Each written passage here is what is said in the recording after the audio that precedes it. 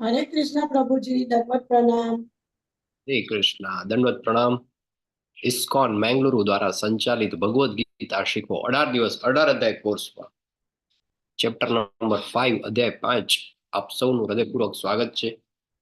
પરમ પૂજ્ય નામનિષ્ઠાદાસ પ્રભુ એમના માર્ગદર્શનથી, એમની પ્રેરણાથી, એમના આદેશથી આપણે બધા સાથે મળી અને આજે અભ્યાસ કરવા જઈ રહ્યા છીએ અધ્યાય 5। અધ્યાય 5 નું નામ છે કૃષ્ણ ભાવના યુક્ત કર્મ। કર્મયોગ, પણ કેવો કર્મયોગ? કૃષ્ણ ભાવના યુક્ત। ઓલરેડી આપણે અધ્યાય 3 માં ચર્ચા કરી ચુક્યા છીએ કર્મયોગ વિશે। તો અધ્યાય 3 અને અધ્યાય 5 માં શું ફરક છે એ આપણે જોઈશું। એની પહેલા આપણે સ્ટાર્ટ કરીશું મંગળાચરણથી।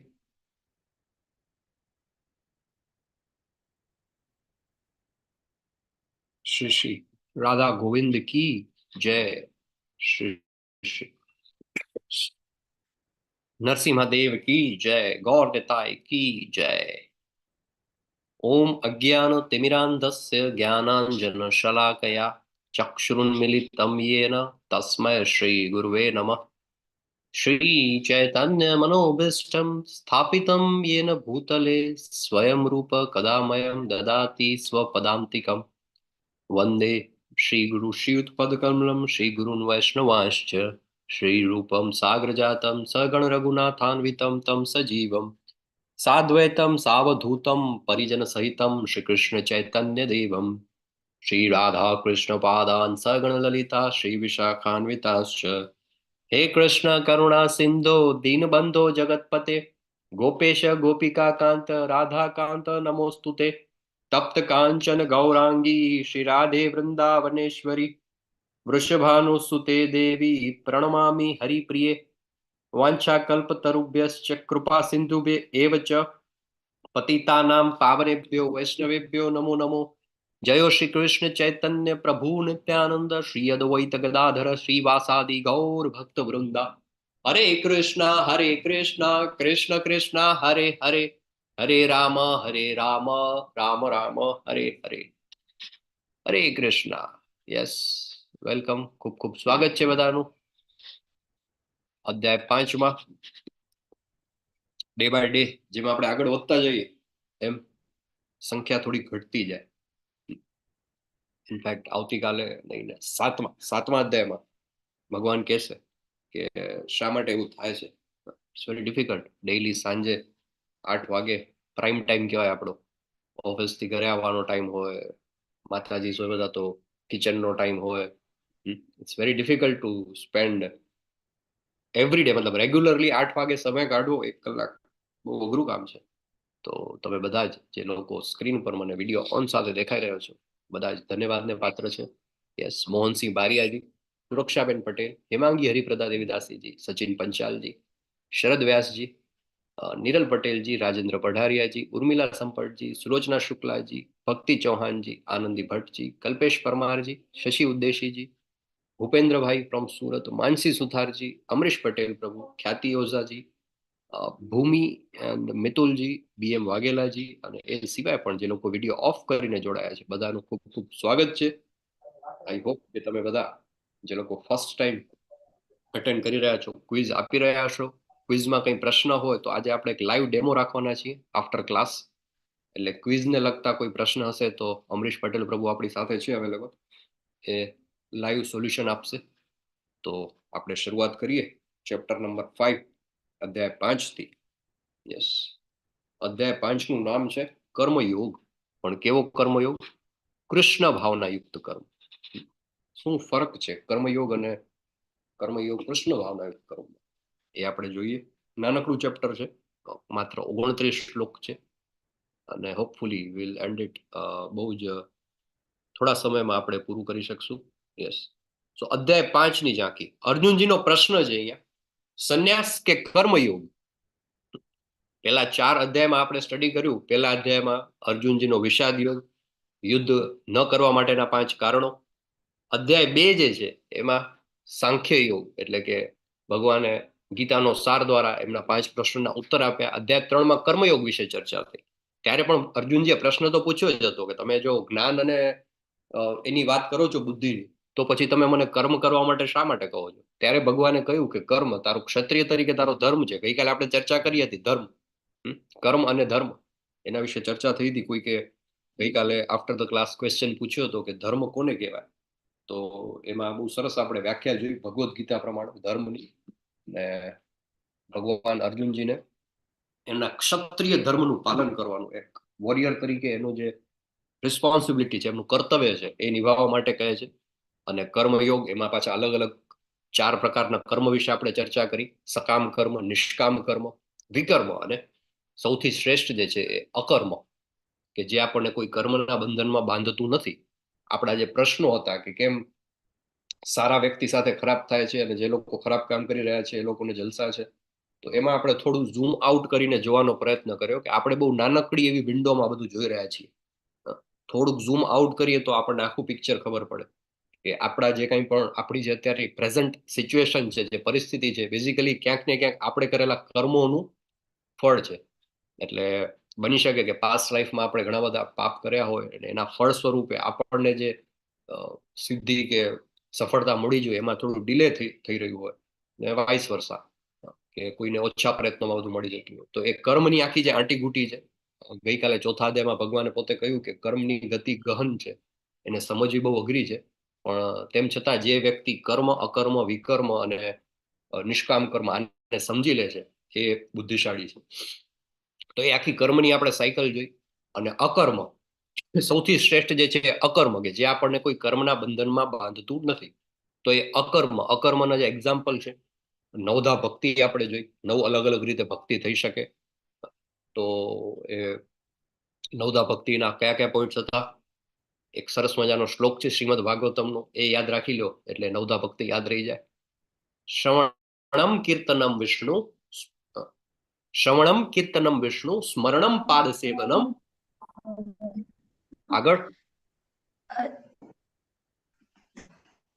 યસ, અર્ચનમ વંદનમ દાસ્યમ સાખ્યમ આત્મ નિવેદનમ. તો 9 રીતે અલગ અલગ નવધા ભક્તિ, દરેક ભક્તિ સાથે કનેક્ટેડ એક એક્ઝામ્પલ આપણે જોયું.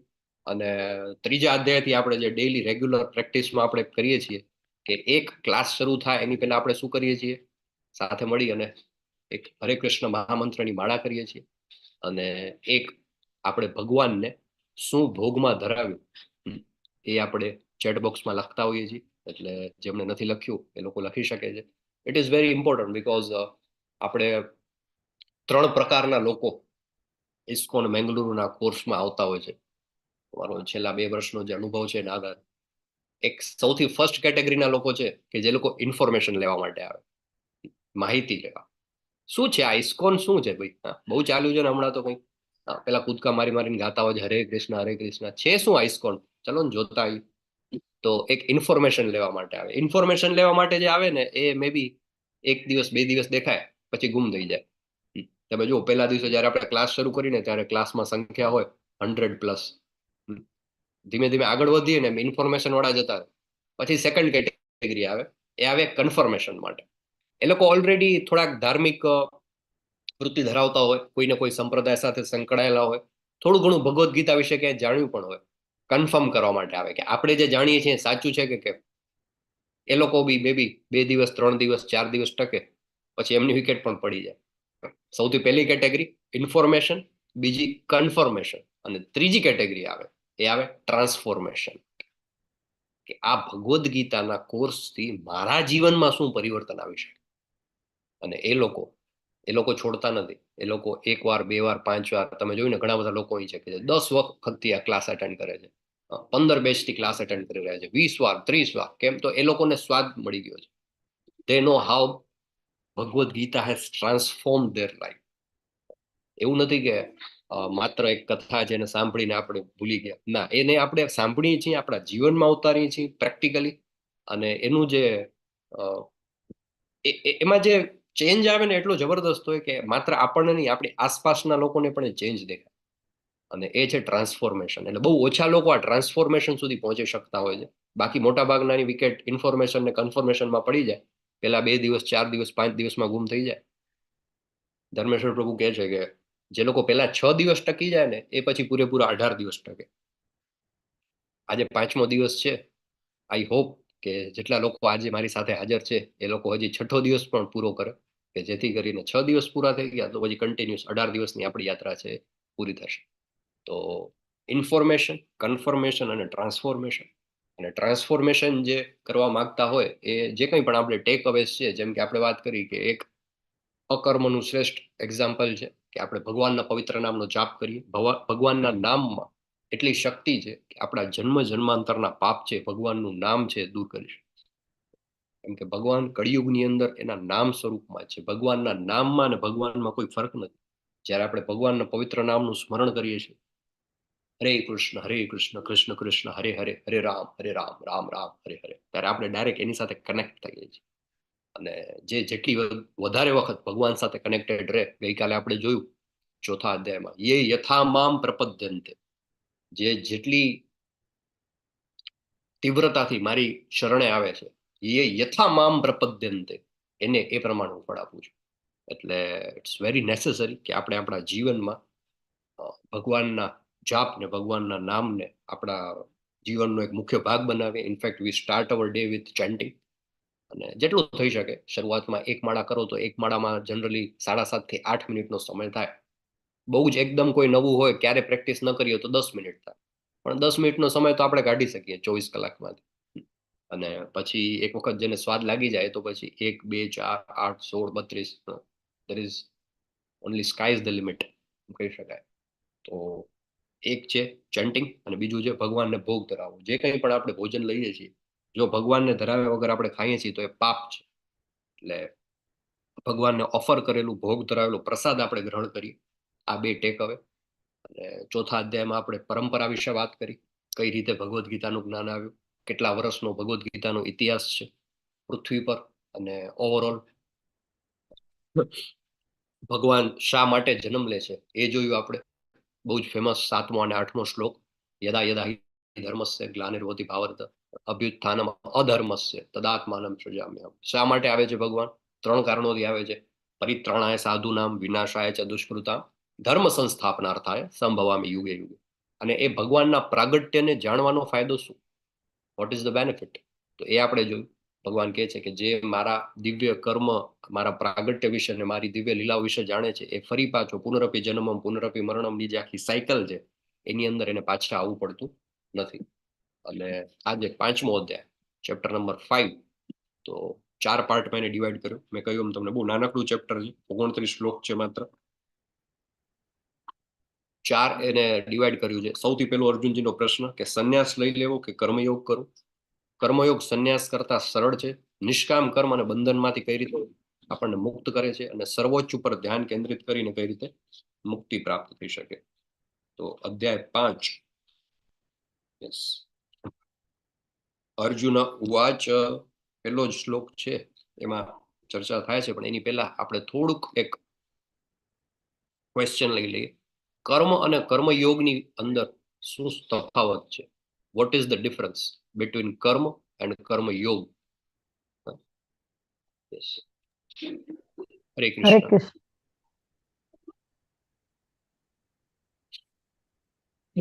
હરે કૃષ્ણ. યસ, હરે કૃષ્ણ. યસ, હરે કૃષ્ણ. કર્મ એટલે આપણે જે રેગ્યુલર કામ કરીએ છીએ તે, અને કર્મયોગ એટલે ઈશ્વર સાથે કોઈ પણ સાથે જોડાણ, કર્મનું જોડાણ થાય એને કર્મયોગ કહેવાય. દાખલા તરીકે કૃષ્ણ ભક્તિમાં આપણે કર્મ કરીએ તો એ કર્મયોગ કહેવાય, જોડાણ. અને કર્મ એટલે કાર્ય કરીએ, રેગ્યુલર કર્મ આપણે રોજ કરીએ છીએ તે. ઓકે, ખૂબ સરસ. યસ, બીજું કોઈ? એનીબડી? બીજા કોઈને એડ કરવું છે કંઈ આમાં?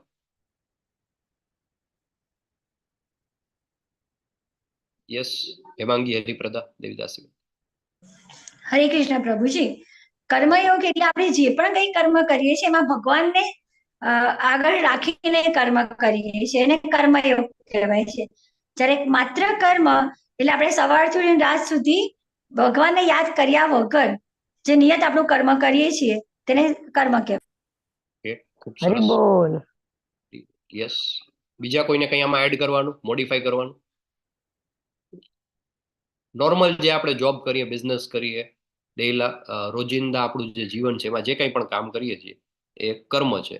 અને જ્યારે એની અંદર કૃષ્ણ સેન્ટરમાં આવી જાય, એ કામ તો આપણે કરીએ જ છીએ, પણ એ કામની અંદર કૃષ્ણને સેન્ટરમાં રાખીને આપણે કરીએ કે આ હું કરી રહ્યો છું, અમારી જોબ છે, મારું બિઝનેસ છે, મારું ઘર છે, પરિવાર છે, ફેમિલી છે, સામાજિક કામ, પણ એ બધાનો અલ્ટિમેટ ગોલ શું છે? I am doing that for Krishna.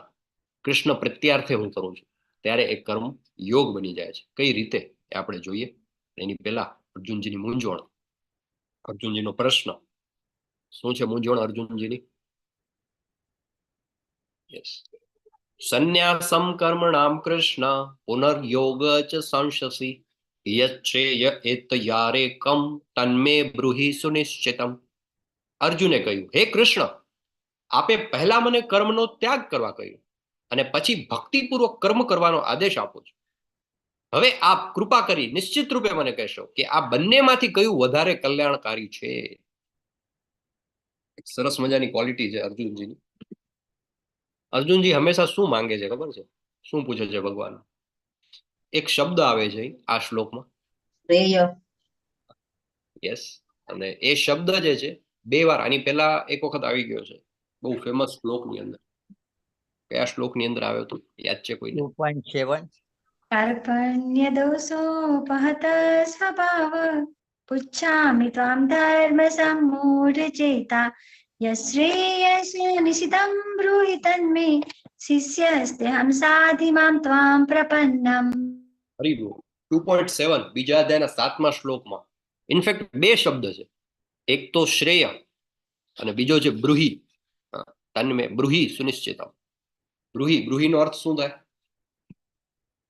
હરે કૃષ્ણ. કૃપા.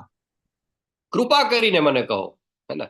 કૃપા કરીને મને કહો. અને શ્રેય, શ્રેય એટલે કે મારા માટે કયું વધારે કલ્યાણકારી છે? કાર્પણ્ય દોષવાળા શ્લોકમાં પણ અર્જુનજી શું માંગે છે? યત શ્રેયસ્યા નિશ્ચિતમ બ્રૂહિ તન્મે. તમે મારા માટે જે શ્રેષ્ઠ હોય, કલ્યાણકારી હોય એ મને કહો. એવું નથી કહેતા કે મને આ આપો, એમ કહે છે કે જે મારા માટે સારું હોય એ મને આપો. I don't know what is good for me. So એક ભક્ત જે છે એ ભગવાન પાસે પોતાનું પ્રિય નથી માંગતો, એ શ્રેય માંગે છે કે જે કલ્યાણકારી હોય. કલ્યાણકારી એટલે કે જે કોઈ પણ ફોર એવરીબડી ઇન્વોલ્વ, જેટલા પણ લોકો એમાં ઇન્ક્લુડેડ છે એ બધા માટે કલ્યાણકારી. એવું નહીં કે મને ગમે છે આપી દો, પછી મને ગમતું હોય બીજા 4 જણા માટે ખરાબ હોય. અને બેઝિકલી દુર્યોધનને શું જોતું હતું? દુર્યોધનને તો એને પોતાનું રાજ્ય જોયું હતું. પછી પોતાનું રાજ્ય લેવા માટે બીજા 10 જણાને હેરાન કરવા પડે, પરેશાન કરવા પડે, એનું ખેદાન મેદાન થઈ જાય જીવન, તો એને એનાથી કોઈ ફરક નથી પડતો. એને તો બસ મને આ જોઈએ. ઇનફેક્ટ બધા રાક્ષસો હતા કેવા કેવા વરદાન માંગતા, ખ્યાલ છે ને તમને? રાક્ષસો પણ તપસ્યા તો કરતા જ, જબરદસ્ત તપસ્યા કરતા, પણ એ તપસ્યા કરીને માંગતા શું? હું કોઈને અડું એ ભસ્મ થઈ જાય બળીને, આમ કરે એનું આમ થઈ જાય, બધાનું મતલબ એ શ્રેય નથી માંગતા. એ શું માંગે છે કે પોતાને પોતાના ઇન્દ્રિય તૃપ્તિ માટે જે જોઈએ છે એ માંગે છે. ભગવાનનો જે ભક્ત હોય છે એ શું માંગે છે? શ્રેય. યત શ્રેય એ તૈયાર કમ. તમે કૃપા કરી નિશ્ચિત રૂપે મને કહેશો કે આ બંનેમાંથી કયું વધારે કલ્યાણકારી છે. This is very important. આપણે પણ ભગવાન પાસે માગીએ તો આપણે ભગવાન પાસે એ માગવું જોઈએ કે જે શ્રેય હોય, જે કલ્યાણકારી હોય. અને ભગવાન પછી જવાબ આપે છે એનો. એકચ્યુઅલી અર્જુન થોડા કન્ફ્યુઝ થઈ જાય. શા માટે? તો ઓલરેડી આપણે 2, 3, 4 ચેપ્ટર જોયા ને, તો એમાં બીજા અધ્યાયના શ્લોક 11 થી 30 ભગવાને આત્માનું જ્ઞાન આપ્યું. 2.11 થી સ્ટાર્ટ થાય, અશોચ્યાનન્વ શોચસ્તોમ પ્રજ્ઞાવાદાંશ ભાષસે ગતાસુન અગતાસુંશ્ચ નાનું શોચંતી પંડિતા. ત્યાંથી સ્ટાર્ટ થઈને દેહિનોસ્મિન યથા દેહે કૌમારમ યૌવનમ જરા, અને આગળ નૈનમ છિંદંતી શસ્ત્રાણી, એ બધામાં આત્મા વિશેનું જ્ઞાન આવે કે આપણે શરીર નથી, આત્મા છીએ. બેઝિકલી જ્ઞાન ઓરિએન્ટેડ બધા શ્લોક. પછી 31 થી 37 નિયત ફરજ વિશે. પછી 42 થી 45 ફળદાયી પ્રવૃત્તિઓને લીધે આત્માનું કસાવું. 46 થી 53 ભક્તિમય સેવા, એના દ્વારા કઈ રીતે બધી ઉપાધિમાંથી છૂટી શકાય એની પ્રક્રિયા. ત્રીજા અધ્યાયના 17 અને 18 જ્ઞાનમાં વ્યક્તિ માટે કોઈ ફરજ નથી તેમ સમજાવ્યું. અધ્યાય 4ના 33 શ્લોકમાં તમામ પ્રકારના ત્યાગ કાર્ય જ્ઞાનમાં પરિણામ છે તે સમજાવ્યું. અને છેલ્લે ચોથા અધ્યાયના છેલ્લા શ્લોકમાં કૃષ્ણએ ફરીથી અર્જુનને ઉઠ અને લડવાનું કહ્યું.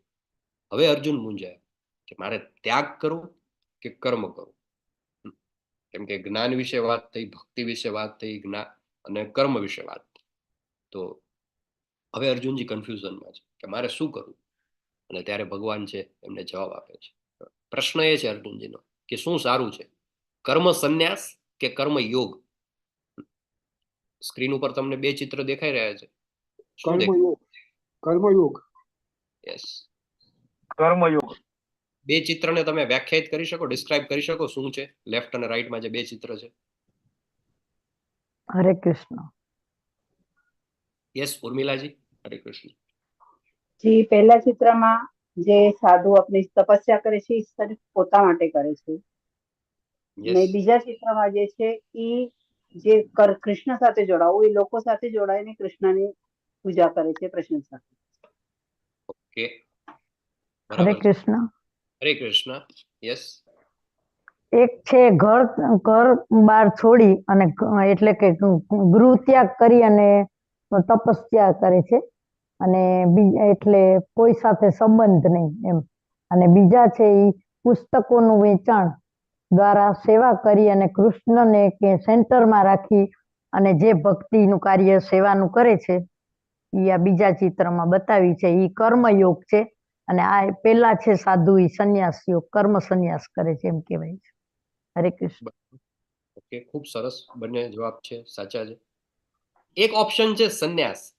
સંન્યાસ એટલે કે બધું છોડી, અને એ પણ ખરાબ નથી હા, એ પણ સંન્યાસ એટલે એ પણ બ્રહ્મની પ્રાપ્તિ માટે કરવામાં આવતું કાર્ય છે, અને ડેફિનેટલી એ આત્મકલ્યાણ માટે છે. પણ એમાં થોડોક સ્વાર્થ છે કે એમાં આપણે આપણી જાત સાથે કનેક્ટ થઈ અને માત્ર પોતાના કલ્યાણ માટે કરીએ છીએ, એટલે કે કર્મ સંન્યાસ. અને બીજું છે કર્મયોગ. બીજા ચિત્રમાં તમે જુઓ કોઈ ડિવોટી છે આપણા ઇસ્કોનના, બુક ડિસ્ટ્રીબ્યુશન કરી રહ્યા છે, અને પિક્ચર ઉપરથી એવું લાગે છે કોઈ ફોરેન કન્ટ્રીનું ચિત્ર છે, અને એમાં એ લોકોની વચ્ચે બુક ડિસ્ટ્રીબ્યુશન કરી ભગવદ્ ગીતા, ભાગવતમ એનું જ્ઞાન આપી રહ્યા છે. તો આ બેમાંથી કયું સારું છે જોઈએ આપણે ભગવાન શું કહે છે આના વિશે. તો શ્રી ભગવાન ઉવાચ સંન્યાસ કર્મ યોગશ્ચ નિશ્રેયસ કરાવુભૌ તયોસ્તુ કર્મ સંન્યાસાત કર્મ યોગો વિશિષ્યતે. પૂર્ણ પુરુષોત્તમ પરમેશ્વર ભગવાન શ્રી કૃષ્ણએ ઉત્તર આપતા કહ્યું, મુક્તિ માટે તો કર્મનો ત્યાગ અને ભક્તિયુક્ત કર્મ બંને ઉત્તમ છે. બંને ઉત્તમ છે. કર્મનો ત્યાગ કરવો એ પણ, અને ભક્તિયુક્ત કરવામાં આવેલું કર્મ એ પણ. પરંતુ આ બંને પૈકી if you are asking me between this two, તો આ બંને પૈકી કર્મના પરિત્યાગ કરતા ભક્તિયુક્ત કર્મ શ્રેષ્ઠ છે. આ ભગવાનનો જવાબ છે. બંને ઉત્તમ છે. સંન્યાસ માર્ગ ઉપર જે આગળ વધે છે, બધું છોડી અને ભગવાનની ભક્તિમાં જીવન પોતાનું ગાળવાનું નક્કી કરે છે, એ પણ ઉત્તમ છે. પણ આ બંને પૈકી આપેલું કહેવાય ને કે આ અથવા આ, તો એમાંથી જો ચોઈસ કરવાની હોય તો ભગવાનનો જવાબ છે કે આ બંને પૈકી કર્મ સંન્યાસ સાત એટલે કે એના કરતા કર્મયોગો વિશિષ્ય છે, એટલે કે ભક્તિયુક્ત કરવામાં આવેલું કર્મ જે છે એ વધારે શ્રેષ્ઠ છે. શું માનવ સેવા અને માધવ સેવા સમાન છે? એક પ્રશ્ન થાય. ઘણા લોકો ઘણી બધી ભક્તિમય સેવાઓ તો હોય, પણ એ સિવાય સમાજ સેવાની બધી પ્રવૃત્તિઓ સાથે સંકળાયેલા હોય, અને જાત જાતની ચેરિટી કરતા હોય. તો પ્રશ્ન એ છે એમ કે જન સેવા એ જ પ્રભુ સેવા, માનવ સેવા એ જ માધવ સેવા, બંને સેમ છે? આ એક પ્રશ્ન છે. જોઈએ આપણે આના સાથે કનેક્ટેડ એક સ્ટોરી છે, તો આ સ્ટોરીથી આપણે આને સમજવાનો પ્રયત્ન કરીએ. યસ, જૂના પાર્ટિસિપેટ્સ માંથી કોઈ કઈ સ્ટોરી છે, કયું ચિત્ર છે, આ થોડું એક્સપ્લેન કરશે બ્રીફમાં? હરે કૃષ્ણ. લઈ લો પ્રભુજી. યસ, જેમને બોલવું હોય એ હેન્ડ રેસ કરી શકે છે, શોર્ટમાં જે સમજાવી શકે. યસ, હેમાંગી માતાજી. યસ, હરે કૃષ્ણ. હરે કૃષ્ણ. આ નૃગ રાજાની વાર્તા છે, ભાગવતમમાંથી લીધેલી છે. નૃગ રાજા એવા મહાન રાજા હતા કે જે પુણ્ય કર્મો ભેગા કરવામાં માનતા હતા, અને પુણ્ય કર્મો ભેગા કરવા માટે તેઓ દાન કરતા હતા. અને પહેલા તો એવું હતું કે ગૌદાન એ મહાદાન કહેવાતું હતું. તો રોજની 1000 ગાયો નૃગ રાજા બ્રાહ્મણોને આપતા, કારણ કે જેને દાન આપવાનું છે એ વ્યક્તિ પણ પાત્રતા હોવી જોઈએ. તો પહેલા રાજા મહારાજાઓ હતા એ બ્રાહ્મણોને દાન કરતા હતા. તો પોતાના નિત્યક્રમ પ્રમાણે નૃગ રાજા 1000 ગાયો એક બ્રાહ્મણને દાનમાં આપે છે, અને એ પણ જેવી તેવી ગાયો નહીં, એકદમ હેલ્ધી, સ્વસ્થ અને સોના અને ચાંદીથી મળેલી ગાયો આપતા હતા.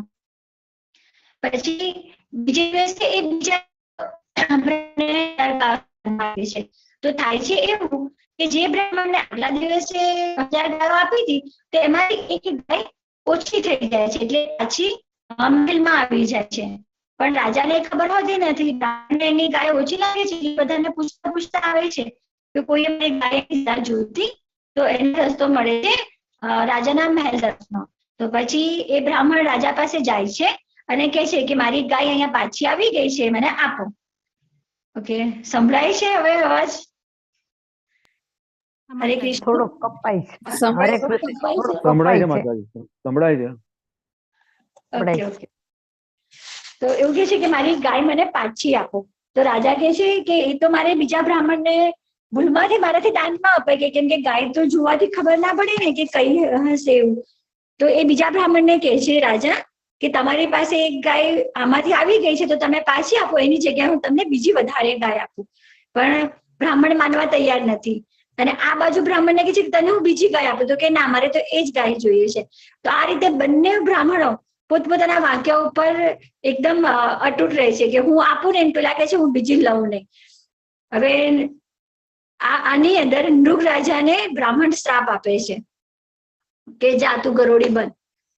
અને જ્યારે યમરાજ એમને લેવા માટે આવે છે ત્યારે નૃગ રાજાને પૂછે છે કે બેલેન્સિંગ લઈને આવે છે કે તારા ભાગે પુણ્ય કર્મ પણ છે અને એક બ્રાહ્મણનો શ્રાપ પણ છે, તો આ બેમાંથી તારે કઈ વસ્તુ પહેલા ભોગવવી છે?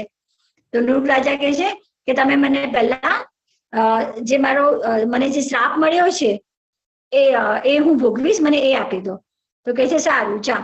એટલે એ કુવાની અંદર ગરોળી થઈને પડ્યા છે. ગરોળી એટલે નાની અમથી ઘરમાં જ દેખાય એવી નહીં, પણ વિશાળકાય મોટી ગરોળી. અને એક વખત એવું થાય છે કે કૃષ્ણ ભગવાન એમના પુત્રોને લઈને વિહાર ફરવા માટે નીકળ્યા હતા. તો એમના પુત્રોને તરસ લાગે છે, અને એ વખતે તો તરસ લાગે તો તળાવ, સરોવર કે કુવામાંથી પાણી પીતા હતા. તો નજીકમાં કુવો દેખાય છે, છોકરાઓ ત્યાં પાણી પીવા માટે જાય છે અને જોવે છે તો અંદર એકદમ વિશાળકાય ગરોળી હોય છે. છોકરાઓ બી જાય છે ગરોળી જોઈને, અને કૃષ્ણ ભગવાન પાસે આવીને કહે છે કે પિતાજી પિતાજી ચલો ત્યાં કુવામાં તો જુઓ કેટલી મોટી ગરોળી છે. એટલે કૃષ્ણ ભગવાન જેવા આવે છે અને આ ગરોળીને ટચ કરે છે અને બહાર કાઢે છે, તો એમાંથી નૃગ રાજા પોતાનું જે સ્વરૂપ હતું એ ધારણ કરે છે અને ભગવાનને પગે લાગે છે કે ભગવાન મારા એવા સારા કર્મો કે તમારા મને દર્શન થયા.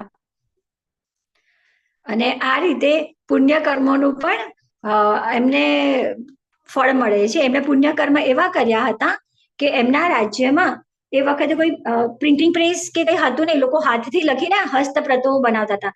તો થોડા ભક્તો હોય છે એ કહે છે કે અમને ભગવદ્ ગીતાની પ્રતો જોઈએ છે, તો તમે લખાવડાવી આપો. તો એ લખાવડાવી આપે છે. અને રાધા કૃષ્ણના મંદિર માટે પણ નૃગ રાજા દાન આપે છે. તો આટલું જે ભગવાનના પ્રીત્યર્થે એમણે દાન કર્યું હતું, એનાથી એમને સારો એવો ભગવાનનો ધામમાં જગ્યા મળે છે. હરે કૃષ્ણ. હરે કૃષ્ણ. Yes, thank you. ખૂબ સરસ. તો કર્મ અને કર્મ યોગની જ્યારે આપણે વાત કરીએ છીએ ત્યારે એક વસ્તુ સમજવી જરૂરી છે કે ફળદાયી પ્રવૃત્તિ, કે ભલે આપણને એમ થાય કે કેટલું મોટું દાન કરતા હતા ને નૃગ રાજા, તો 1000 ગાયનું દાન કરતા હતા, પણ એની અંદર પણ ક્યાંક ને ક્યાંક એક સકામ કર્મ સાથે બંધાવાની વૃત્તિ છે. અને એમાં પણ જ્યાં એ ફેલ જાય છે તો એના કારણે નૃગ રાજાને એનું ફળ છે ભોગવવું પડે છે. એટલે એ અકર્મ નથી, એને તમે બહુ તો નિષ્કામ કર્મમાં ગણી શકો કે વિધાઉટ એની એક્સપેક્ટેશન એ ચેરિટી કરતા હતા, પણ ધેન ઓલ્સો એ તમને બાંધે છે અને એના કર્મના બંધનમાં આપણે બંધાઈ જઈએ છીએ. ભક્તિમય પ્રવૃત્તિ સિવાય કોઈ ભક્તિમય પ્રવૃત્તિ છે એ જ આપણને અકર્મ, એટલે કે આપણને કોઈ કર્મના બંધનમાં બાંધતી નથી. અને કદાચ બહુ સારા કામ કર્યા હોય તો એના સારા ફળ મળે, તો સારા ફળ એટલે શું? તો સારા ફળ એટલે કે તમને મે બી સ્વર્ગલોક, આપણે કહીએ ને સ્વર્ગની પ્રાપ્તિ થઈ. તો એ સ્વર્ગ છે એ શું છે ખબર છે? સ્વર્ગ છે એક એવું આપણે કહી શકીએ 3 નાઇટ 4 ડે નું હોલિડે પેકેજ છે.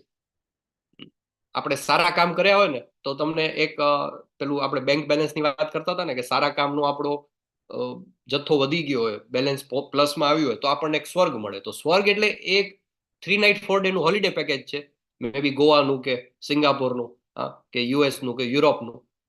એ એટલા દિવસના તમારા જે પોઈન્ટ તમે રીડીમ કર્યા છે, આપણને તમને ઓફર મળતી હોય, તમને ખ્યાલ છે ક્રેડિટ કાર્ડમાં વાઉચર મળે કે રીડીમ પોઈન્ટ કરેલા તમે રિવોર્ડ મળે, એ રિવોર્ડ પોઈન્ટ્સ છે. જ્યાં સુધી એ પૂરા નહીં થાય એટલા દિવસ તમારે એ ગોવાનું કે યુએસ નું કે યુરોપનું હોલિડે પેકેજ છે. પૂરું થઈ જાય એટલે પાછા બેક ટુ પેવેલિયન નોર્મલ જ્યાં આપણે રહેતા હોઈએ, અમદાવાદ કે રાજકોટ કે સુરત કે મહેસાણા કે જામનગર કે ત્યાં પાછા આવીને આપણે આપણા કામમાં લાગી જવાનું. તો સ્વર્ગ જે છે એ બેઝિકલી સારા કર્મ, પુણ્ય કર્મ હોય તો એ ભોગવવા માટેનું તમને એક પેલું મળે છે એક્સટેન્શન. અને ત્યાં જાઓ અને પૂરું થઈ જાય, પૂરું થાય જ છે. એ અનલિમિટેડ ક્યારે નથી હોતું. એ પૂરું થાય એટલે વળી પાછું અહીંયા. એટલે બેઝિકલી આપણે અત્યારે અહીંયા છીએ પૃથ્વી લોક ઉપર, મનુષ્ય જન્મ છે.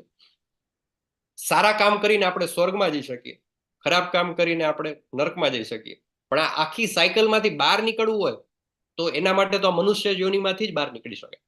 સારા કામ કરશું, સ્વર્ગમાં ગયા, પછી જેવા એક કામ પૂરા થઈ ગયા, એનું ફળ આપણને મળી ગયું પોઝિટિવ, એટલે વળી પાછા બેક ટુ મનુષ્ય યોનિ. ત્યાંથી સ્વર્ગમાંથી ડાયરેક્ટ આમાંથી કોઈ એક્ઝિટ પ્લાન નથી. જે પુનરપી જન્મમ પુનરપી મરણમ પુનરપી જનની જઠરે શયનમ, જે આખી બર્થ એન્ડ લાઈફની જે સાયકલ છે એમાંથી જો છૂટવું હોય તો એ માત્ર ને માત્ર મનુષ્ય યોનિમાંથી જ પોસિબલ છે. એટલે એ સારા કામ કર્યા પછી ત્યાં ગયા પછી પૂરું થઈ જાય ત્યારે પાછું અહીંયા આવવાનું, વળી એકડે એકથી હરે કૃષ્ણ કૃષ્ણ કૃષ્ણ હરે હરે, હરે રામ રામ રામ. એટલે આ જે સ્ટોરી છે, મોરલ ઓફ ધ સ્ટોરી એ છે કે માનવ સેવા એ માધવ સેવા બે અલગ અલગ વસ્તુ છે. ફળદાયી પ્રવૃત્તિ સાથે મે બી નિષ્કામ કર્મથી પણ આપણે કરીએ પણ એ બાંધી આપે છે આપણને, એ બંધનમાં બાંધે છે. એટલે ભક્તિમય સેવા જે છે એ માત્ર એવું છે કે જે આપણને આખા પ્રોસેસમાંથી બહાર લઈ જાય છે. ભક્તિ રસામૃત સિંધુની અંદર ખૂબ જ સરસ મજાનું ડિટેલમાંનું વર્ણન છે. જ્યારે મુક્તિ મેળવવા માટે આતુર વ્યક્તિઓ પરમ પુરુષ ભગવાનને લગતી વસ્તુનો ત્યાગ કરે છે, તેમને ભૌતિક માની લે છે, ત્યારે તેમનો ત્યાગ અપૂર્ણ કહેવાય છે. એટલે એ ત્યાગ પણ કેવો હોવો જોઈએ? એ ફાલ્ગુ વૈરાગ્ય કહે છે. ફાલ્ગુ વૈરાગ્ય એટલે કે એ વેલિડ નથી, મતલબ એ ક્ષુલ્લક છે, મતલબ એને ભૌતિક માની લે છે ત્યારે તેનો ત્યાગ અપૂર્ણ કહેવાય છે. ત્યાગ કેવો હોવો જોઈએ કે એની કોઈ કામના જ ન હોવી જોઈએ. યુ આર ડુઈંગ ઇટ, અને જો એ રીતે કરવામાં આવતો ત્યાગ છે તો એ પાછો તમને કર્મના બંધનમાં બાંધી લે છે. જોઈએ આપણે અમુક આગળ એક્ઝામ્પલ દ્વારા. જે મનુષ્ય ન તો કર્મફળનો તિરસ્કાર કરે છે અને ન કર્મફળની ઈચ્છા રાખે, તેને નિત્ય સંન્યાસી જાણવો જોઈએ. હે મહાબાહો અર્જુન, આવો મનુષ્ય સર્વ દ્વંદ્વોથી રહિત થઈને ભૌતિક બંધનને સહેજમાં પાર કરી સંપૂર્ણપણે મુક્ત થઈ જાય. સરસ મજાનું એક્ઝામ્પલ છે અહીંયા. નામાચાર્ય ભગવાન ભક્ત હતા અને આપણે ગઈકાલે પણ ચર્ચા કરી હતી કે બાય બર્થ હી વોઝ મુસ્લિમ, પણ ભગવાનના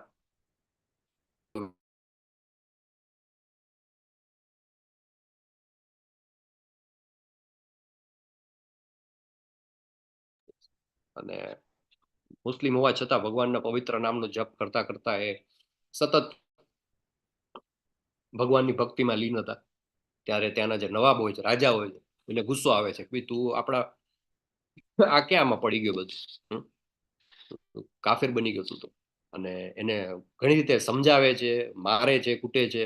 બધા ઊભી બજારમાં એને પેલા સૈનિકોને બોલાવીને એને કોરડા મારવાની સજા આપે કે ભાઈ આને જ્યાં સુધી મરી ન જાય ને ત્યાં સુધી કોરડા માર્યા કરો.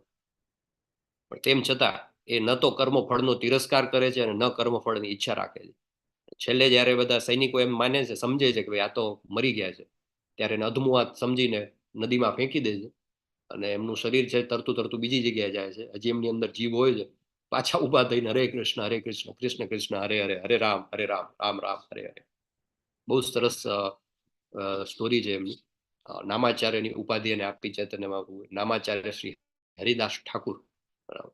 અને બહુ સરસ આપણી જે સિસ્ટમ છે ને એની અંદર ઇવન ઇનફેક્ટ તમે ઇસ્કોનના કોઈ પણ મંદિરમાં જાઓ ને, ખબર નહીં ઘણા લોકો જાત જાતના બધા પેલા એલિગેશન લગાવતા હોય કે આપણા ધર્મની અંદર જાતિ પ્રથા છે ને શૂદ્રોને મંદિર પ્રવેશ નથી ને બ્રાહ્મણોનું વર્ચસ્વ છે ને, પણ ઇનફેક્ટ ઇસ્કોનના તો કોઈ મંદિરમાં આવું નથી. ઇસ્કોનના મંદિરમાં તમારે પૂજારી બનવું હોય તો એના માટે તમે જન્મથી કયા કુળમાં છો એ મેટર નથી કરતું. ચૈતન્ય ચરિતામૃતમાં આવે છે કીબે વિપ્ર કીબે ન્યાસી, શુદ્ર કેની હોય. જેને કૃષ્ણ તત્વ પ્રાપ્ત કરી લીધું એમાં પછી કોણ બ્રાહ્મણ ને કોણ શુદ્ર ને કોણ સંન્યાસી.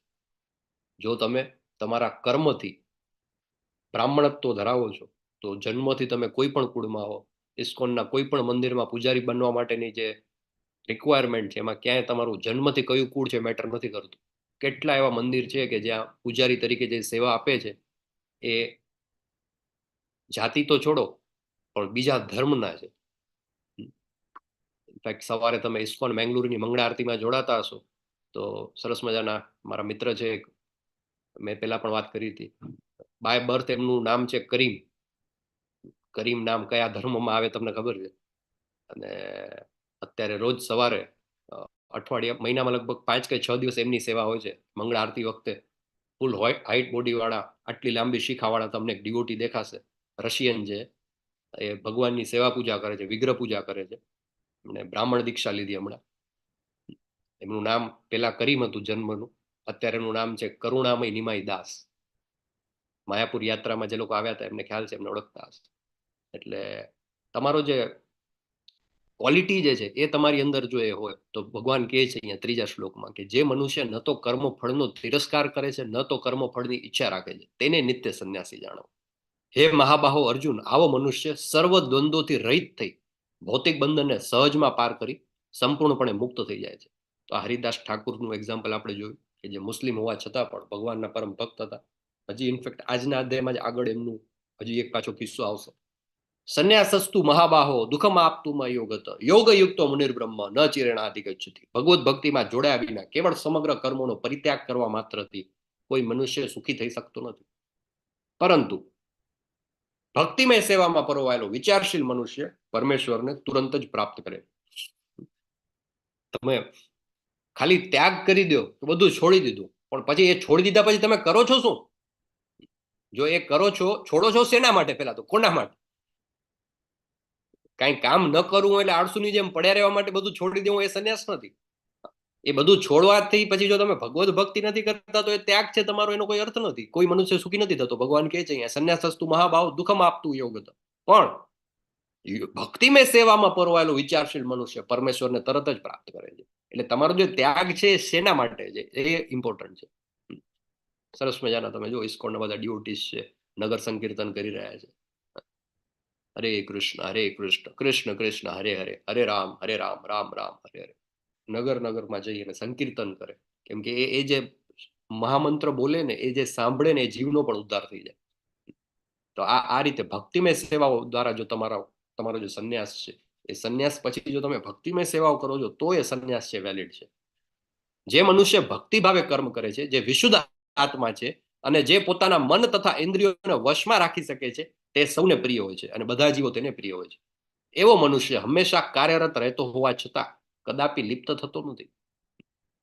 તમારું જે કર્મ છે તમે કઈ રીતે કરો છો?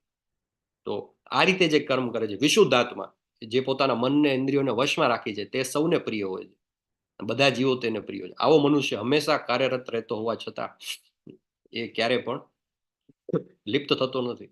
આ જગતમાં રહીને વ્યક્તિ પોતાની ફરજ કેવી રીતે નિભાવી શકે? બહુ જ ઇમ્પોર્ટન્ટ છે આપણા બધા જ માટે. આપણને એક સવાલ થાય કે ભાઈ આ બધું તમે કહો છો બહુ સારી વાત છે, પણ અમે તો જોબ કરીએ છીએ, અમારો તો બિઝનેસ છે, અમારે તો ફેમિલી ચલાવવાનું, તમે કહો આ બધું છોડી દો ને ભક્તિમય સેવા કરો ને, હાઉ ઇટ ઇઝ પોસિબલ? તો ભગવાન અહીં કહે છે જે મનુષ્ય કર્મફળ પરમેશ્વરને સમર્પિત કરી આસક્તિ રહિત થઈને પોતાનું કર્તવ્ય કર્મ કરે છે તે જેમ કમળપત્ર જળથી અસ્પર્શ રહે છે તેમ પાપ કર્મોથી અલિપ્ત રહે છે. એ કર્મ તો પોતાના બધા કરે જ છે, પણ જેમ જળ કમળવત જેને કહેવાય ને કે કમળ જે છે જળની અંદર હોય પણ એની સાથે એકાકાર ન થઈ જાય. તમે સંસ્કૃતમાં એક શબ્દ આવે છે જળ કમળવત, એટલે કે જેમ કમળ છે જળથી અલિપ્ત રહે છે, અસ્પર્શ રહે છે, એવી જ રીતે આ જગતમાં જે મનુષ્ય કર્મફળ પરમેશ્વરને સમર્પિત કરીને અનાસક્તિથી પોતાનું કાર્ય કરે છે એ પોતાનું કર્તવ્ય કર્મ કરે છે. Very important. બેસ્ટ એક્ઝામ્પલ છે શ્રીલા પ્રભુપાદ કે કઈ રીતે કર્મયોગ કૃષ્ણ ભાવના યુક્ત કર્મમાં થઈ શકે. તમે વિચારો, એક માણસ હોય 70+ ની એની એજ હોય, 70 વર્ષની ઉંમરનો વ્યક્તિ શું કરે, એનું શેડ્યુલ શું હોય? ઘણા લોકો તો 70 વર્ષની ઉંમર પછી ઘરની બહાર ન નીકળતા હોય, અથવા તો મે બી 15 દિવસે, મહિને એકવાર બહાર નીકળે. કેમ? તો કે હવે શરીર સાથ નથી આપતું. 70 વર્ષની ઉંમરે એક એવો વ્યક્તિ, એ આજથી લગભગ 50-60 વર્ષ પહેલા, 1960ના દાયકાની વાત છે, કે એ જાય છે, વિદેશ જાય છે. શેના માટે? તો એના ગુરુએ એમને આદેશ આપ્યો હતો. પ્રભુપાદની સ્ટોરી આપણે ડિટેલમાં આગળ લેવલ 2માં એમાં જોતા હોઈએ. પણ basically he was coming from very સરસ મજાના પરિવારમાંથી હતા. બિઝનેસમેન ફેમિલી હતું, એમની ફાર્મસીની કંપની હતી, પોતે વેલ એજ્યુકેટેડ હતા. અને જ્યારે પોતાના ગુરુના સંપર્કમાં આવ્યા ત્યારે એના ગુરુ એમને કહ્યું કે તમારું અંગ્રેજી ભાષાનું જ્ઞાન ખૂબ સારું છે અને તમે બહુ જ ચતુર છો, મતલબ પ્રવીણ છો, તમારી એક્સપર્ટીઝ છે, તો તમે આ જે સ્કિલ છે એનો ઉપયોગ કરો ભગવાન કૃષ્ણના નામનો પ્રચાર કરવા માટે. અને સ્પેશિયલી પાશ્ચાત્ય દેશ, વેસ્ટર્ન કન્ટ્રીઝમાં તમે જાઓ, કે જ્યાં ઇંગ્લિશ ભાષા સમજતા લોકો રહે છે, ને એની અંદર તમે કૃષ્ણના નામનો પ્રચાર કરો. અને ભગવદ્ ગીતાનો જે દિવ્ય સંદેશ છે એ બધી જગ્યાએ વિશ્વભરમાં સ્પ્રેડ કરો. પ્રભુપાદે પોતાનું આખું જીવન એમાં સમર્પિત કરી દીધું. એમનું મેઇન જે કાર્ય કર્યું ને એ કર્યું, આપણા જે શાસ્ત્રો હતા ને એનું ભાષાંતર કર્યું ઇંગ્લિશની અંદર. એમને ખબર હતી કે ઇંગ્લિશ જે છે એક કોમન લેંગ્વેજ છે કે જે આખા વિશ્વને સાંકળે છે. માની લો કે મેન્ડરીનમાં ટ્રાન્સલેશન કરવું હોય, કે સ્પેનિશમાં કરવું હોય, કે ફ્રેન્ચમાં કરવું હોય, તો ડાયરેક્ટ સંસ્કૃતમાંથી ન થઈ શકે, પણ ઇંગ્લિશમાં થયેલું હોય તો પછી ઇંગ્લિશમાંથી બીજી, ત્રીજી, ચોથી બધી લેંગ્વેજમાં થઈ શકે.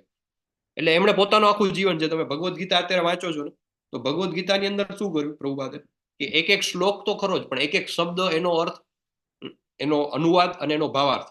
અને એનાથી પણ વધારે જે સૌથી મોટું ભગીરથ જે કાર્ય હતું એ હતું શ્રીમદ ભાગવતમ. શ્રીમદ ભાગવતમ તમને ખ્યાલ છે ને? શ્રીમદ ભાગવતમ મહાપુરાણ જેને આપણે કહીએ છીએ, એક ભગવદ્ ગીતા છે અને એક છે ભાગવતમ. આ ભાગવતમ છે, ઇસ્કોનનું જે ભાગવતમ મહાપુરાણ છે, તમને સાંભળીને આશ્ચર્ય થશે. ભગવદ્ ગીતામાં ટોટલ 700 શ્લોક છે. ભાગવતમમાં કેટલા શ્લોક છે? હરે કૃષ્ણ. 18,000. 18,000 શ્લોક છે ભાગવતમમાં. અને પ્રભુપાદે આ ભાગવતમ, અને આ એક નથી, મારા હાથમાં જે તમે કોપી જોઈ રહ્યા છો,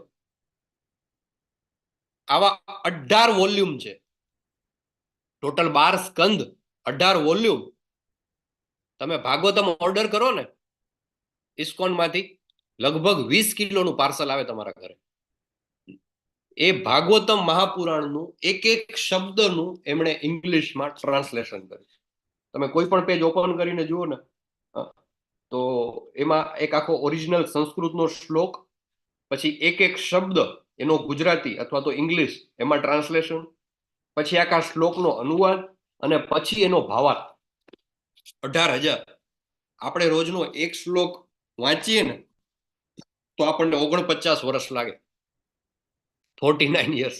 રોજનો એક શ્લોક વાંચી અને આપણે જીવનમાં એને ઉતારવાનો પ્રયત્ન કરીએ, 49 યર્સ થાય. પ્રભુપાદે પોતાનું અડધું જીવન, કે મે બી આખું જીવન એમાં સમર્પિત કરી દીધું. એક એક શ્લોકનો અર્થ, અનુવાદ, ભાવાર્થ, ભાષાંતર એ બધું કર્યું. અને પછી જ્યારે યુએસએ જાય છે ત્યારે રસ્તામાં એમની આખી સ્ટોરી તમને ખબર છે, પ્રભુપાદ લીલામૃતમાં આપણે લઈએ છીએ. હાર્ટ એટેક આવે છે, એક વારની 2 વાર, પણ તેમ છતાં અમેરિકાની ધરતી ઉપર માત્ર હાથમાં 40 રૂપિયા અને શ્રીમદ ભાગવતમના એના હસ્તપ્રત લઈને પહોંચે છે. અને ત્યાંથી પછી goes on two spread Krishna consciousness across the board. તો આ કર્મયોગ જે છે એ કૃષ્ણ ભાવનાયુક્ત કર્મ છે. અને આમ તમે જોવા જાવ ને તો એ ભૌતિક કમ્પેરિઝન કરીને આપણે તો એક ફેલિયર કહેવાય. 70 વર્ષની ઉંમર સુધી એમણે એવું કોઈ નોંધનીય કામ બહારની દુનિયા માટે નહોતું કર્યું. બહુ જ સ્ટ્રગલ કરી એમણે, કેમ કે એનું દિવસ સવારે 2 વાગે ચાલુ થઈ જાય, અર્લી મોર્નિંગ 2 વાગે ઉઠીને પેલા ભાગવતમ લખવાનું ચાલુ કરે, પછી પોતાનું રૂટીન બધું કામ કરે. He was the, a one man army હતા. He was the writer. પછી લખ્યા પછી એ જ પોતે પાછા પબ્લિશર શોધવા જાય, પ્રિન્ટર શોધવા જાય, પ્રિન્ટ થઈને આવી જાય પછી બાઇન્ડિંગ કરાવવા જાય, બાઇન્ડિંગ થઈને આવી જાય પછી કોપી લઈને વેચવા જાય, સેલ્સમેન પણ. અને એના જે પૈસા આવે એમાંથી પછી પાછા બીજો અધ્યાય ચાલુ કરે, પછી ત્રીજો અધ્યાય, એમ કરતા કરતા કરતા બહુ સ્ટ્રગલ સાથે એમણે પોતાનું આખું જીવન પૂરું કર્યું. 70 વર્ષની ઉંમરે સ્ટ્રગલ કરતા કરતા યુએસએ ગયા. અને છેલ્લા 1 દાયકામાં એમણે વિશ્વભરમાં પોતાના જીવનકાળ દરમિયાન 108 થી વધારે રાધા કૃષ્ણના મંદિર બનાવ્યા. અને આજની તારીખમાં વર્લ્ડ વાઇડ 800 થી વધારે ઇસ્કોનના મંદિર, ગુરુકુળ, આશ્રમ, ગૌશાળા વિશ્વના એક કન્ટ્રીમાં, ચાહે જાપાન હોય, રશિયા હોય, યુક્રેન હોય, યુરોપના બધા જ કન્ટ્રીઝમાં, Germany, France, Switzerland, Belgium, Netherland, Finland, USA, UK, Canada, Mexico, Brazil, Argentina, Australia, New Zealand, Singapore, Malaysia, Sri Lanka, Bangladesh, even પાકિસ્તાનની અંદર પણ ઇસ્કોનના ટેમ્પલ્સ છે. ત્યાં રોજ સવારે 4:30 વાગે મંગળા આરતી થાય અને ભગવદ્ ગીતા, શ્રીમદ ભાગવતમનો પ્રચાર પ્રસાર થાય. મને પર્સનલી સૌથી વધારે કોઈ વાત એટ્રેક્ટ કરીને, ઘણા બધા સંપ્રદાય છે આપણી આજુબાજુ, ઘણા બધા ઓપ્શન્સ હોય, આપણે ક્યાં આપણો સમય આપવો. ઘણા સંપ્રદાય જે છે એ સંપ્રદાયના નામે પાખંડ ચલાવતા હોય, એની ડિટેલમાં આપણે નથી જવું. ઘણા સારા કામ પણ કરતા હોય, આપણી સંસ્કૃતિને ટકાવીને રાખે. ઘણા બધા એવા સંપ્રદાય છે જે વિદેશમાં અને એમાં બધી જગ્યાએ મંદિરો બનાવે છે, ખૂબ સરસ કાર્ય કરી રહ્યા છે. એનાથી એટલીસ્ટ આપણા જે લોકો ત્યાં વિદેશમાં જઈને રહે છે એ લોકો પણ આપણા સંસ્કૃતિ સાથે, આપણા મૂળ સાથે જોડાયેલા રહી શકે છે. ખૂબ જ વંદનીય કાર્ય છે. પણ સૌથી વધારે જબરદસ્ત કોઈ કામ ઇસ્કોને જે કર્યું ને, તો નોટ ઓનલી અવર પીપલ, પણ જે બીજા ધર્મના, બીજી જાતિના લોકો છે, બીજા કન્ટ્રીના લોકો છે, કે જેને 7 પેઢીમાં કોઈ કૃષ્ણ સાથે કઈ લેવા દેવા જ નથી, એમનો જન્મ ગાય, ભેંસ, બકરાના માંસ ખાઈને થયો છે, એવા લોકોને પ્રભુપાદે ઇસ્કોનથી શું કરી દીધું? શિખા રાખતા કરી દીધા. આપણે બધા jeans pant, shirt, T shirt પહેરીને ફરતા હોય, એ લોકો ધોતી કુર્તા પહેરે, માતાજી સાડી પહેરીને ફરતા. એ લોકો ડુંગળી લસણ વગરનું સાત્વિક ભોજન ખાય. હરે કૃષ્ણ, કૃષ્ણ કૃષ્ણ, હરે હરે, હરે રામ, રામ રામ, હરે હરે. ભગવાનના પવિત્ર નામનો જાપ કરે. અને ધીસ ઇઝ ધ ઓનલી, આપણો દેશ બેઝિકલી ક્યારે એવું સાંભળ્યું કે આપણા દેશે કોઈ બીજા દેશ ઉપર એટેક કર્યો ને એના બધા ધર્મના લોકોને પરિવર્તન કરીને આપણા ધર્મમાં લઈ લીધા? આપણામાં એવું કઈ આવે નહીં. આપણે ક્યાંય જઈને કોઈ ઉપર એટેક ન કરીએ, કે આપણે કોઈને લાલચ આપીને આપણા ધર્મમાં ન લઈ જાય. બીજા બધા ધર્મમાં એવું ચાલતું, આપણામાં એવું કઈ આવે નહીં. એટલે આપણી જે ઓવરઓલ સંખ્યા છે ઘટતી જ જાય. આપણી જે સંસ્કૃતિ છે એને માનવા વાળા લોકો કાં જેટલા છે એટલા ને રે, કાં ઓછા થતા જાય. કેમ? તો કે ભાઈ બીજા બધા ધર્મનું તો પેલું ચાલુ જ હોય, કાં તલવારથી ને કાં કઈ લાલચ આપીને. પણ આપણો ધર્મ ક્યારે ધર્મ પરિવર્તન કરવામાં કે બધાને કન્વર્ટ કરવામાં કે ક્યાં બીજે જઈને કોઈને જીતી લેવામાં માનતો નથી. પણ ચૈતન્ય મહાપ્રભુએ એક એવો પ્રેમથી, મતલબ ન તલવારથી ને કે ન કોઈ લોભ લાલચથી, માત્ર શુદ્ધ પ્રેમથી એવો સરસ મજાનો મંત્ર આપ્યો, હરે કૃષ્ણ, કૃષ્ણ કૃષ્ણ, હરે હરે, હરે રામ, રામ રામ, હરે હરે. તમે યુટ્યુબ ઉપર કે ઇન્સ્ટાગ્રામમાં કે ક્યાંક સર્ચ કરીને ખાલી જુઓ ને, હજારોની સંખ્યામાં જર્મનીના અને રશિયાના ડિવોટીસ છે, એ અત્યારે આપણી સંસ્કૃતિમાં જોડાઈ રહ્યા છે. તમે વૃંદાવન ધામમાં જાઓ કે માયાપુરમાં જાઓ ને, જ્યાં આપણું ઇસ્કોનનું હેડક્વાર્ટર આવેલું છે, સેંકડોની સંખ્યામાં તમને એવા ડિવોટીસ મળે કે જે લોકોને પ્રોપર સંસ્કૃત કે હિન્દી કે કંઈ બોલતા ના આવડતું હોય, આપણી લેંગ્વેજનું ભાષાનું જ્ઞાન ન હોય, પણ તેમ છતાં કડકડાટ બધા આપણા શ્લોકો બોલતા હોય, નાના નાના બાળકો હોય, એટલી સરસ મજાની ભક્તિ કરતા હોય, તો આપણને એમ થાય આપણે તો કેટલા લકી છીએ, આપણે તો ભાગ્યશાળી છીએ. આપણે તો ભારત ભૂમિમાં જન્મ લીધો, એમાં સ્પેશિયલી ગુજરાતમાં, દ્વારકાધીશની નગરી કહેવાય, દ્વારકાધીશની ભૂમિ કહેવાય. તો આપણા માટે જો એ લોકો કરી શકતા હોય, એ લોકોને જોઈને મને તો પર્સનલી બહુ જ ઇન્સ્પિરેશન મળે, કે જેમને એ લોકો માટે કેટલું ટફ છે, એ લોકોની આગળ પાછળ કોઈ એનું કોઈ બેકગ્રાઉન્ડ નથી, તેમ છતાં એ લોકો આટલી સારી રીતે કૃષ્ણ ભાવનાયુક્ત કર્મ કરી શકતા હોય, તો આપણે તો બધા આપણા માટે તો પેલું કે ને કે મોસાળમાં જમણ અને મા પીરસનાર, એના જેવી પરિસ્થિતિ છે. બધું ઈઝી છે આપણા માટે, તો વાય કેન નોટ વી? તો આ કૃષ્ણ ભાવનાયુક્ત કર્મની સૌથી શ્રેષ્ઠ વ્યાખ્યા હોય તો જે રીતે પ્રભુપાદે ભગવાનના નામનો પ્રચાર પ્રસાર કર્યો વિશ્વભરમાં, અને આપણે બધા જ અત્યારે સાંજે આપણો 8 વાગે 9 વાગ્યાના સમય ભેગા મળીને આપણે શું કરી શકીએ? તો આ જગતમાં રહીને વ્યક્તિ પોતાની ફરજ કેવી રીતે નિભાવી શકે? આપણે જે કંઈ પણ કાર્ય કરી રહ્યા છીએ એમાં આપણે કૃષ્ણને સેન્ટરમાં લઈ આવીએ. તમે બહુ સારા ચિત્ર દોરતા આવડે છે, તમને સરસ મજાના કૃષ્ણના પેઇન્ટિંગ બનાવો. તમને સંગીતનો શોખ છે, ગાતા સારું આવડે છે, સરસ મજાના કીર્તન કરો. મ્યુઝિશિયન તમને સારા હો, તમે બધા મૃદંગ ને હાર્મોનિયમ ને તમને આવડતું હોય, ભેગા મળીને કીર્તન કરી. માતાજી જો રસોડામાં હોય, સરસ મજાની કુકિંગ આવડતું હોય, તો એવા સુંદર બધા ટેસ્ટી વ્યંજન બનાવો અને ભગવાનને ભોગ તરીકે ઓફર કરીને પ્રસાદ ડિસ્ટ્રીબ્યુટ કરો. તમારામાં કોઈ સ્કિલ છે, અમને અત્યારે વોલન્ટિયર્સની જરૂર છે. હું પણ તમારી જેમ તમે ક્લાસ એટેન્ડ કરી રહ્યા છો એવી રીતે 2 વર્ષ પહેલા મેં પણ ક્લાસ એટેન્ડ કર્યો હતો આવી રીતે. પછી બેચ પૂરી થઈ ત્યારે એક ફોર્મ આવ્યું કે ભાઈ વોલન્ટિયરની જરૂર છે, કોઈ વોલન્ટિયર સેવા આપવા માંગતા હોય તો ફોર્મ ભરો. તો મેં એક ફોર્મ ભર્યું. તો તમારામાં જે કંઈ પણ સ્કિલ હોય, તમને માની લો કે પાવર પોઈન્ટ પ્રેઝન્ટેશન બનાવતા આવડે છે, તો તમે એઝ અ વોલન્ટિયર જોડાઈને સેવા આપી શકો. હું તો માત્ર અહીંયા આવીને ક્લાસ લઉં છું, બિહાઇન્ડ ધ સ્ક્રીન ઘણું બધું કામ ચાલતું. There are so many admin. તમે જુઓ આપણી સાથે હેમાંગી હરિપ્રદા માતાજી છે, સુરક્ષાબેન પટેલ છે, અમરીશ પટેલ પ્રભુ છે, આ બધા એડમિન્સ છે. એ બધા એની સેવા આપી રહ્યા છે કોઈને કોઈ રીતે. બધા કોઈક હાઉસવાઈફ છે, કોઈ ડોક્ટર છે, કોઈ ટીચર છે, કોઈ બિઝનેસમેન છે, પણ પોતાના જીવનનો અમુક સમય છે, પોતાના સ્કિલ છે એમાં આપે છે. કોઈને ટ્રાન્સલેશન કરતા સારું આવડતું હોય, ટીચર હોય, શિક્ષક હોય, તો આપણી બધી જે સ્લાઇડ છે ઓરિજિનલી સંસ્કૃતમાં અને ઇંગ્લિશમાં હોય, એને ગુજરાતીમાં ટ્રાન્સલેટ કરવાની હોય, ટ્રાન્સલેશનની સેવા તમે આપી શકો. કોઈને એવું હોય કે ભાઈ મારી પાસે સમય નથી, પણ હું ઘણા બધા લોકોને ઓળખું છું, મારું સમાજમાં ઇન્ફ્લુએન્સર ઘણા બધા લોકો મને જાણે છે, તો એ બધા લોકોને તમે આ કોર્સની લિંક આપીને આમાં સાઇન અપ કરાવી શકો. કોઈને એવું હોય કે ભાઈ મારી પાસે ટાઈમ નથી ને બીજું કંઈ નથી, પણ હું આર્થિક રીતે કંઈ સદ્ધર છું, તો maybe I can contribute in that way. તો આટલું મોટો આપણો જે યજ્ઞ ચાલી રહ્યો છે નિઃશુલ્ક છે, આમાં કોઈ કોર્સની ફી નથી, એટલે આપણી કોઈ સોર્સ ઓફ ઇન્કમ નથી, પણ આટલું મોટું પ્લેટફોર્મ ચાલતું હોય તેને રન કરવા માટે સંસાધનોની જરૂર પડે, તો મે બી ડોનેશન આપી શકે. જે કંઈ પણ જરૂર નથી કે પૈસા જ આપો, તમારો સમય આપો, તમારા કૌશલ્ય આપો, તમારા સ્કિલ આપો, તમારા કોન્ટેક્ટ, તમારા રિસોર્સિસ, જે રીતે આ જગતમાં રહી અને વ્યક્તિ કઈ રીતે પોતાની ફરજ નિભાવી શકે એની વાત થઈ રહી છે. બરાબર? તો આપણા બધા જ જે સ્કિલ છે, આપણા જે સંસાધન છે, આપણે કૃષ્ણ સેવામાં અર્પિત કરી શકીએ. અને જે મનુષ્ય કર્મફળ પરમેશ્વરને સમર્પિત કરી આસક્તિ રહિત થઈને પોતાનું કર્તવ્ય કર્મ કરે છે, તે જેમ કમળપત્ર જળથી અસ્પર્શ રહે છે, તેમ પાપ કર્મોથી અલિપ્ત રહે છે. પાપ કર્મથી મુક્ત રહેવાનો એક જ આ જ રસ્તો છે. યોગીજનો અનાસક્ત થઈને શરીર, મન, બુદ્ધિ અને ઇન્દ્રિયો દ્વારા પણ કેવળ આત્મશુદ્ધિના હેતુ માટે કર્મ કરે છે. એ યોગી કહેવાય છે. બરાબર? કે જે મન, બુદ્ધિ, ઇન્દ્રિયોથી પર રહી અને આત્મશુદ્ધિ માટે કામ કરે. ભક્તિમાં સ્થિર થયેલો મનુષ્ય પરમ શાંતિ પામે છે, કારણ કે તે પોતાના સર્વ કર્મના ફળ મને અર્પિત કરે છે. પરંતુ જે મનુષ્ય ભગવાન સાથે સંલગ્ન હોતો નથી તથા જે પોતાના શ્રમના ફળનો લોભી છે, તે બદ્ધ થઈ જાય. સમજવા જેવી વાત છે કે જે ભક્તિમાં સ્થિર થાય છે એ તો બધું ભગવાનને અર્પિત કરી દે છે, એટલે એ ક્યાંય બંધનમાં બંધાતો નથી. પણ જે પોતાના શ્રમના ફળનો લોભી છે તે બદ્ધ થઈ જાય. નીચે જે ચિત્ર આપ્યું છે અને ઉપરનું ચિત્ર, આમાં શું ડિફરન્સ છે? કોઈ કઈ કહી શકશે? શું એક્સપ્લેન કરવા માંગે છે આ ચિત્ર?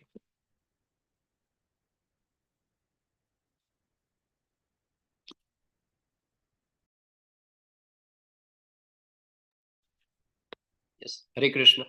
ઉપરનું જે ચિત્ર છે અદ્વૈત આચાર્યજી છે, જે શાલિગ્રામની પૂજા કરી અને આહવાન કરે છે કૃષ્ણ ભગવાન અને ચૈતન્ય મહાપ્રભુ તરીકે પ્રગટ થાય છે. નીચેનું જે ચિત્ર છે, જે મનુષ્ય ભગવાન સાથે સંલગ્ન હોતો નથી તે પોતાના શ્રમના ફળનો લોભી છે, તે બદ્ધ થઈ જાય. ચિત્ર ઉપરથી તમને દેખાય કે એ કંઈક નોનવેજ ખાઈ રહ્યો એવું લાગે છે, અને મે બી હાથમાં ગ્લાસ છે, આલ્કોહોલ, દારૂ, વ્યસન કરી રહ્યા છે, અને એ બદ્ધ થઈ જાય છે. બદ્ધ થઈ જાય છે એટલે શું? બીજું ચિત્ર તમે જુઓ, આજે જેને એ ખાઈ રહ્યો છે, કાલે બીજા જન્મમાં એ આવીને એનો નાશ કરવાનો છે. એટલે આ કર્મની ગતિમાં બદ્ધ થઈ ગયું. એટલે જ્યારે આપણા કામના સેન્ટરમાં ભગવાન નથી અને આપણે માત્ર પોતાના માટે કામ કરી રહીએ, તો પછી એના લગતા જે કંઈ પણ એના નેગેટિવ પાસા છે, એના પાપ કર્મ જે છે, એના ફળ છે, આપણે ભોગવવા પડે છે. અને પછી વળી પાછું આપણે પૃથ્વી ઉપર 84 લાખ યોનિમાં આમથી તેમ ફરવું પડે છે. જ્યારે દેહધારી જીવાત્મા પોતાની પ્રકૃતિને વશમાં કરી લે છે અને મનથી બધા કર્મોનો પરિત્યાગ કરે છે, ત્યારે તે 9 દ્વારવાળા નગરમાં કશું કર્યા કે કરાવ્યા વગર સુખપૂર્વક રહે છે. 9 દ્વારવાળું જે નગર છે, શરીરનું, આ આપણું જે શરીર છે એ 9 દ્વારવાળું નગર કહેવાય છે. આપણા 2 કાનના, 2 નાકના લતણા કહેવાય, 2 આંખ કહેવાય, મુખ કહેવાય, કુદા માર્ગ અને જનનેન્દ્રિયા 9 દ્વારવાળું નગર છે. એની અંદર કોણ રહી શકે છે?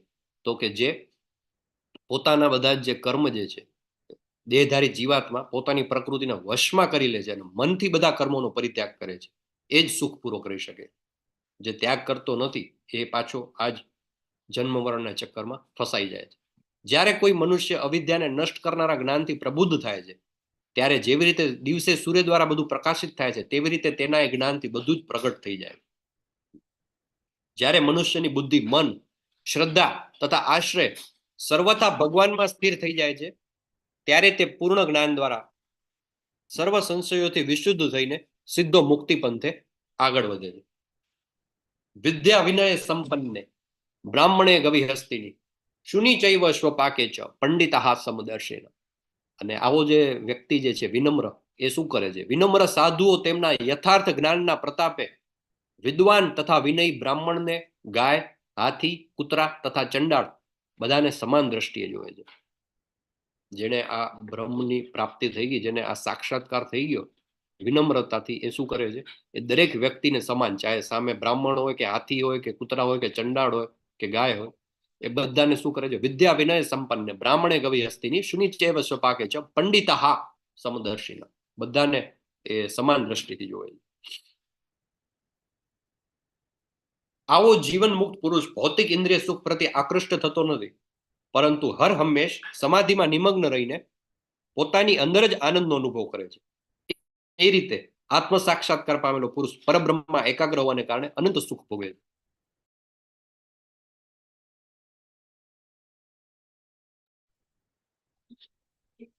અહીંયા પણ ફરી પાછું એક્ઝામ્પલ છે હરિદાસ ઠાકુરજીનું. જે હરિદાસ ઠાકુરજી, તમને ખ્યાલ છે કે નવાબ એમને અલગ અલગ રીતે પ્રયત્ન કરી રહ્યા હતા કે આને કોઈને કોઈ રીતે પદચ્યુત કરવામાં આવે. તો ત્યાંની નગર વધુઓ છે, વેશ્યાઓ છે, એને મોકલે છે કે તમે જઈને આનું ભંગ કરો, તપ ભંગ કરો. હવે હરિદાસ ઠાકુરજી જે રોજની 192 માળા કરતા, 3 લાખ વખત ભગવાનનું નામ ન લેવા ત્યાં સુધી કોઈ કાર્ય ન કરવું, એવું એમણે પ્રણ લીધું હતું. પેલી જાય છે તૈયાર થઈને એમની પાસે અને એમને રીઝવવાની કોશિશ કરે છે. એટલે હરિદાસ ઠાકુર તો ભગવાનનું નામ લેતા હોય છે, હરે કૃષ્ણ કૃષ્ણ કૃષ્ણ હરે હરે, હરે રામ રામ રામ હરે હરે. જાય છે એટલે કે છે કામ કરો, બેસો તમે, હું જરાક મારી માળા પૂરી કરી લઉં, પછી તમને સમય આપું. એ તો માળા પૂરી કરી લો એટલે 192 માળા. એટલે પેલી બેઠી રહે છે, કલાક, 2 કલાક, 3 કલાક, 4 કલાક, પછી કંટાળીને જતી રહે છે. એ કે હું કાલે આવીશ. બીજા દિવસે આવે છે. બીજા દિવસે ફરી પાછા આવે તો પેલા તો માળા ચાલુ કે હા બેસો, હું કાલે થોડુંક લેટ થઈ ગયું, આજ બેસો તમે, મારી માળા પૂરી કરીને તમને સમય આપું. પોતાની 192 માળા પૂરી કરે છે. એટલી વારમાં તો પેલી કંટાળીને જતી રહે છે. આવું રોજ થાય છે, 2 દિવસ, 3 દિવસ. ચોથા દિવસે પેલી આવીને કે કામ કરો, 1 માળા મને આપી દો, હું તમારી બાજુ બેસી. એ પેલી ગણિકા હતી, એને મોકલી હતી શેના માટે, કે ભાઈ આનું તપ ભંગ કરવા માટે અને આ જે ભગવાનનું નામ લે છે ને એમાંથી એને બહાર કાઢવા માટે. પણ આ જે છે બાહ્ય સ્પર્શે સશક્ત આત્મા, એ કેવો હોય છે, આવો જીવનમુક્ત પુરુષ ભૌતિક ઇન્દ્રિય સુખ પ્રત્યે આકૃષ્ટ થતો નથી, પરંતુ હર હંમેશ સમાધિમાં નિમગ્ન રહીને પોતાની અંદર જ આનંદનો અનુભવ કરે છે. એ રીતે આત્મ સાક્ષાત્કાર પામેલો પુરુષ પરબ્રહ્મમાં એકાગ્ર હોવાને કારણે અનંત સુખ ભોગવે છે. એને જે સુખ મળે છે એટલું અનંત છે કે પેલી વેશ્યા છે એ પણ એનું પણ જીવન પરિવર્તન થઈ જાય છે, ને એ ભગવાનનું નામ લેતી થઈ જાય છે, હરે કૃષ્ણ કૃષ્ણ કૃષ્ણ હરે હરે, હરે રામ રામ રામ. એની સામે આપણે એક્ઝામ્પલ છે એવા ઋષિઓનું, 1000 વર્ષ તપસ્યા કરી, પણ પછી અપ્સરા આવી અને શું કરી ગઈ, તપોભંગ કરી ગઈ. કેમ તો કે ભાઈ બાહ્ય રીતે તો એ કરી રહ્યા છે તપસ્યા, પણ હજી અંદરથી ઇન્દ્રિય તૃપ્તિની જે આકાંક્ષા છે એ બહાર નથી નીકળી. બરાબર. ભગવાન અહીંયા કહે છે કે બહારથી નહીં, અંદરથી જે સમાધિમાં નિમગ્ન રહે છે એ જ આનંદનો અનુભવ કરે છે અને એ આનંદ સુખ ભોગવે છે. યેહિ સંસસ્પર્જા ભોગા દુઃખ યોનય એવતે આદ્યંતવંત કૌંતેય ન તેષુ રમતે બુધ. બુદ્ધિશાળી મનુષ્ય ભૌતિક ઇન્દ્રિયોના સંસર્ગથી ઉત્પન્ન થનારા સુખ ઉપભોગમાં રસ લેતો નથી, કારણ કે તે દુઃખના મૂળ કારણરૂપ બની રહે છે. હે કોંતે, આવા સુખોનો આદિ તથા અંત હોય છે, તેથી સુગ્ય મનુષ્ય તેમાં આનંદ લેતો નથી. આ બધાની એક લિમિટ છે. અલગ અલગ એક્ઝામ્પલ છે આમાં. પેલા ફુદા હોય, એની ઇન્દ્રિય છે કે આંખ, મતલબ દ્રશ્ય ઇન્દ્રિય, એને પેલું લાઇટ પ્રત્યે આકર્ષણ હોય. જ્યાં એ લાઇટને જોવે ને તો ત્યાં એ ચોટે અને પછી એની અંદર જ એ પોતે બળીને ભસ્મ થઈ જાય. ભમરા હોય તો એની ઘ્રાણેન્દ્રિય હોય, એ ફૂલની અંદર એની જે સુગંધ આવતી એ લેવા માટે જાય, પણ પછી જયારે ફૂલના પાંદડા બીડાઈ જાય ત્યારે એની અંદર જ એનો નાશ થઈ જાય. હરણ છે તો એનું પણ સેમ. માછલી છે તો માછલી પણ પેલું કાંટામાં પેલું એને આપવામાં આવે ને પછી ફસાઈ જાય. હાથી છે તો હાથીની સ્પર્શ ઇન્દ્રિય સાથે એનું સુખ પેલું કનેક્ટેડ હોય. એટલે એને પણ શિકારી જે ટ્રેપમાં લાવવા માટે ખાડો ખોદીને રાખે અને પછી પેલા એટ્રેક્ટ કરે ને પછી ત્યાં જઈને ફસાઈ જાય. એટલે જે ભૌતિક સુખ છે એ બધા કેવા છે, કેમ કે અલ્ટિમેટલી દુઃખના મૂળ કારણરૂપ બની રહે છે અને એની આદિ અને અંત હોય, અનલિમિટેડ નથી. ભૌતિક આપણી ઇન્દ્રિયોથી મળતું સુખ છે એની એક લિમિટ હોય. તમે થાકી જાઓ, તમે એનાથી વધારે, એક હદથી વધારે તમને માની લો કે બહુ સરસ તમને કોઈ વસ્તુ ભાવતી હોય, ગુલાબ જાંબુ, તમે કેટલા ગુલાબ જાંબુ તમે ખાઈ શકો? 1, 2, 5, 10, 15, 20, 25, 50. તમને બહુ ભાવે બહુ, પણ કેટલા? એક હદથી વધારે એની લિમિટ આવી જાય. લિમિટ આવી જાય પછી તમે એનું સુખ ન મળે, પછી તમને એ જ વસ્તુ ખરાબ લાગે, મને કંટાળો આવે, આ મૂકવામાં મજા નથી. એટલે ઇન્દ્રિય આધારિત, ભૌતિક ઇન્દ્રિય આધારિત સુખ છે એ બધા કેવા છે? ભગવાન કહે છે કે એનો આદિ તથા અંત હોય છે, એ અનંત સુખ નથી આપતું. અને તેથી સુગ્ન મનુષ્ય કે જે બુદ્ધિશાળી છે એ એમાં આનંદ શોધતો નથી, કેમ કે એને ખબર છે કે અલ્ટિમેટલી આ બધા જે છે એ શું છે? દુઃખના મૂળ કારણરૂપ બની રહે છે.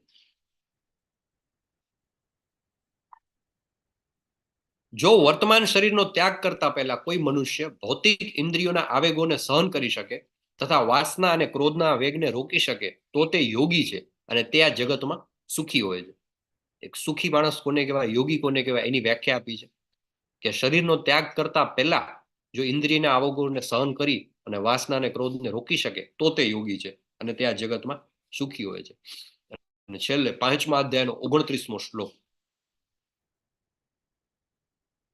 એને કહેવામાં આવે છે શાંતિ સૂત્ર, પીસ ફોર્મ્યુલા.